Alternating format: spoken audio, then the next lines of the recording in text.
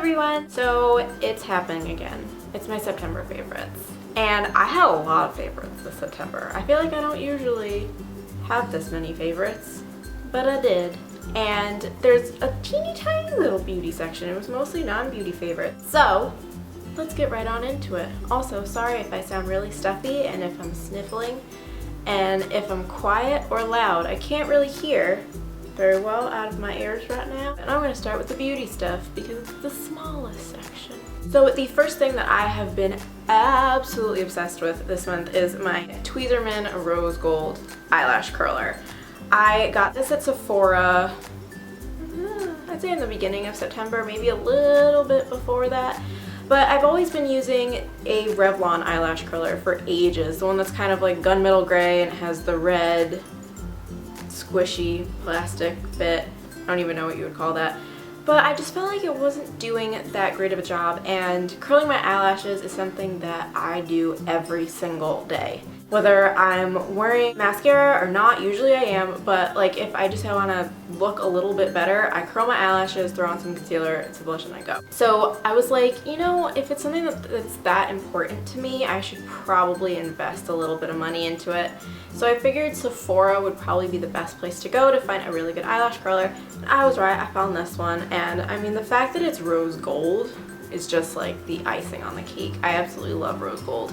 It's so friggin' pretty, and it just fans out my eyelashes and gives me that like real serious curls where they're like standing straight up. And I absolutely love it, and I think it was like $23, which I feel like isn't that expensive. It's more than I've spent in the past, and it's definitely worth it. Next beauty thing is the Maybelline Brow Define and Fill Duo in Auburn, and it is so hard to find a drugstore brow product for redheads. Like, I don't think I ever have until this one, and this is absolutely awesome. It has a pencil tip on one end, and it's very similar to the Anastasia Brow Wiz, to where it's very tiny. It's a tiny tip. And it's very waxy, so it definitely adheres to the skin, and I really like it. And then on this end, there is this little powder thingy. The powder is all inside this little tiny cap, which, I mean, it makes me a little bit nervous because I'm half like, I'm gonna run out of powder in like 2 days. But I really love how it tapers to a point, because then it makes it super easy to get like the tail end of my eyebrow and fill in the front part kind of like with the side. I absolutely love this. I just think it makes my eyebrows look really nice. It makes them look defined but not crazy, which I do not do well with crazy looking brows. I don't know what it is. Maybe it's because I'm pale, so like the more crazy and defined they look, the more they stand out because I am a pale person. But I feel like this does just the right amount. I feel like the color is absolutely perfect, and this is a seriously awesome product. I think it was only like $7 too, and I would suggest it to everybody on the planet. So that's all that I had for beauty this month. I don't know why, maybe I wasn't trying too much stuff, but I guarantee you October favorites is gonna be filled with beauty stuff, because September, October is when I really start hitting my stride with makeup again, getting over the whole summer non-makeup thing. But anyways, the first non-beauty favorite I'm gonna talk about is my cat clock. It lives back on that wall, and my best friend Lauren gave it to me for my birthday, and I'm absolutely obsessed with it. Sometimes I just sit and I watch it, and it's really weird, and I'm just kind of like completely zoned out watching my cat clock. I think it's so cute. I think it's the perfect amount of kitschy to where it's just a little bit like, oh, that's so adorable. I like that because it matches my personality a lot, and it's a cat. I mean, I'm a cat person. I love cats a lot. So that was awesome. And relating to the same thing, my other best friend, Evan, got me this cat throw for my birthday. And my birthday is July 30th, so I didn't get a ton of use out of it when it was warm, but now that it's getting cold, I've gotten so much use out of it. And it is a cat throw with books on it, which is like, oh my god. If anybody knows me, cats and books are probably two of my most favorite things in the world. But it's huge, and it looks like this, and there's a little kitty face. Look at the kitty. Aww. And it's like laying in the books.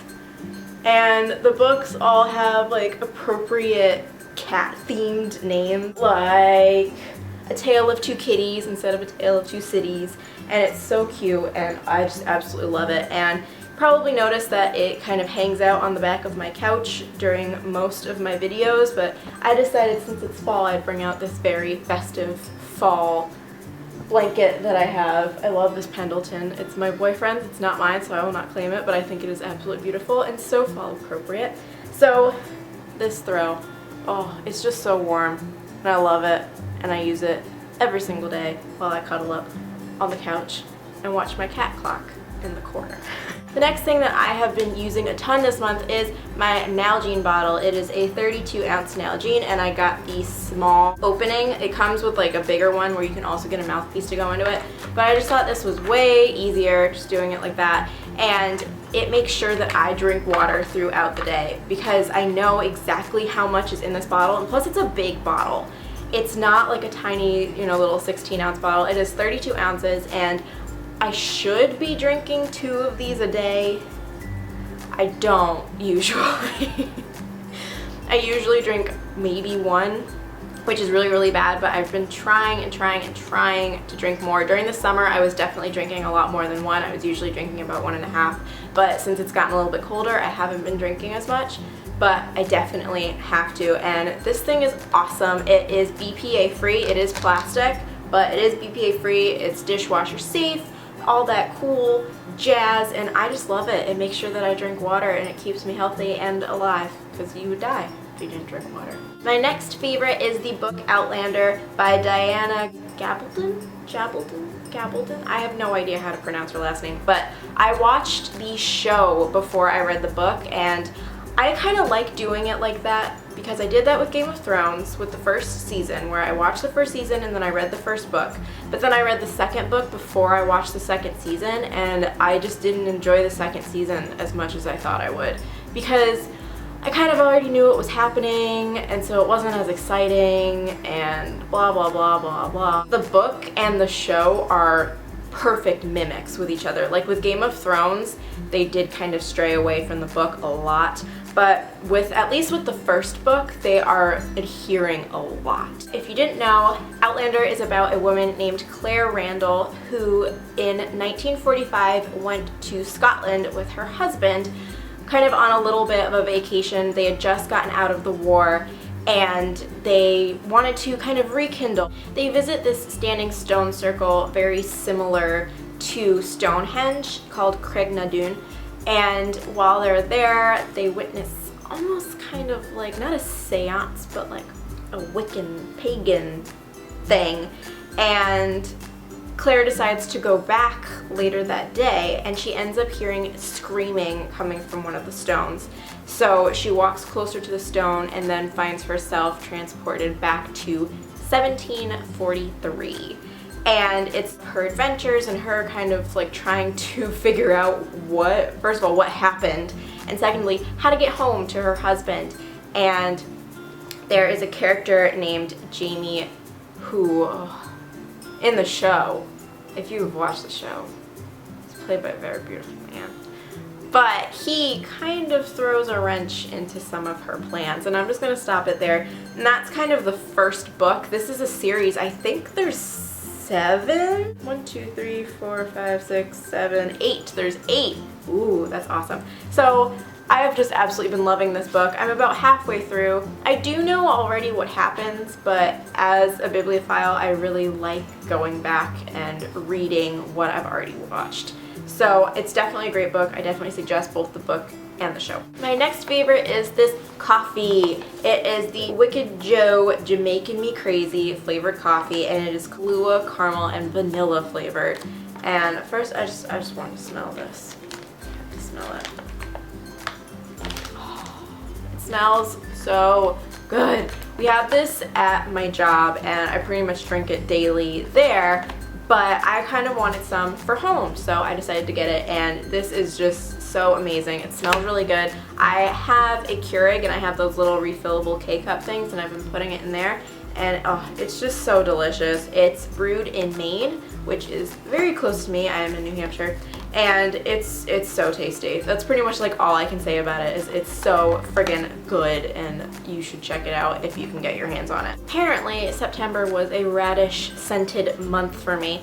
My first favorite radish scented thing is the produce radish candle, and as you can see, I've burned it all the way down, which makes me very, very sad. But it just has this awesome, fresh, peppery smell to it, which I felt like was the perfect transition from summer into fall, because I start liking some warmer, spicier scents in the fall time, and in the summer I'm really, really into fresh, like almost green smells. So I feel like radish was absolutely perfect. I love it. And the produce candles, I've talked about them before, they're awesome. First of all, I love the packaging. The packaging is so absolutely adorable, and it comes from a company in South Carolina, and they're just a standalone company, and they just do these awesome candles. It says, a bold, unique, peppery aroma. This zesty veggie is a quick pick and ready to harvest in 3 weeks. Look for intense coloring and bright greens. And that's what I really like about these as well, is on the back they say, they almost have like specs on what it is. Like it says plant, vegetable, soil, any, light, full sun, harvest 3 weeks, season, spring or fall. And I just think it's absolutely adorable, and the scent, it's so good, it's so nice. And the second radish thing that I was loving is the Miss Meyer's Clean Day Radish Scent Hand Soap with olive oil and aloe vera. And it pretty much says the same thing. Ripe and ready radishes provide a crisp, peppery snap. This ruby red root vegetable is pleasing to the palate and the eyes. And this smells awesome. It smells very, very close to the radish candle, which is really nice. But just as a hand soap, it's really, really nice because it does have olive oil and aloe vera in it. It's not super drying to the hands, and it creates a very nice lather. And Miss Meyer's is an all-natural brand, so it doesn't have any parabens or crappy stuff in it, like it says. Free of parabens and phthalates, triclosan, MEA, and DEA, formaldehyde, and artificial colors. So I really like this too, and it was very nice to have. And I still have it in my bathroom because we still have quite a lot left, which is awesome. It's another thing. You don't need much of this stuff at all. And my last favorite for September was the second season of Broadchurch. I just love it. It's such a fascinating show, and I have a slight obsession with David Tennant. Ever since he was the 10th Doctor on Doctor Who, I've just been in love with him. And in Broadchurch, he gets to have his natural Scottish accent, which makes me love him even more. The second season of Broadchurch, which I'm gonna say some spoilers, so if you don't want to know what happened in the first season, skip to this place, which is where I stopped talking about it. In the first season, we find out that the little boy who got murdered was actually murdered by one of the detectives, her husband. And this kind of follows the trial of him murdering the kid, and he decides to actually plead not guilty after confessing to the murder in the previous season. So it's very, very, very intense, and at the same time you're also dealing with a different case that David Tennant's character worked on before he came to Broadchurch, and the case that just kind of ruined him. Because in the first season he is a very, very damaged person. So we learn more about that, which I really like, and it brings that story into it. So while the whole trial is going on, I feel like that could have gotten a little bit boring if it didn't have this other like investigation going on along with it. So you're following two really good storylines. The show is absolutely amazing. It's on BBC, and I love it. I love it so much. It's thrilling and exciting, and it just like keeps you watching, and you're just like, oh my god, there's so many secrets, so many things going on, and it's excellent. Alright guys, well that is it for my September favorites. Hopefully I didn't talk your ear off too much. Give this video a thumbs up if you enjoyed it, and comment down below some of the things that you were loving in September, and I will see you all next time. Bye!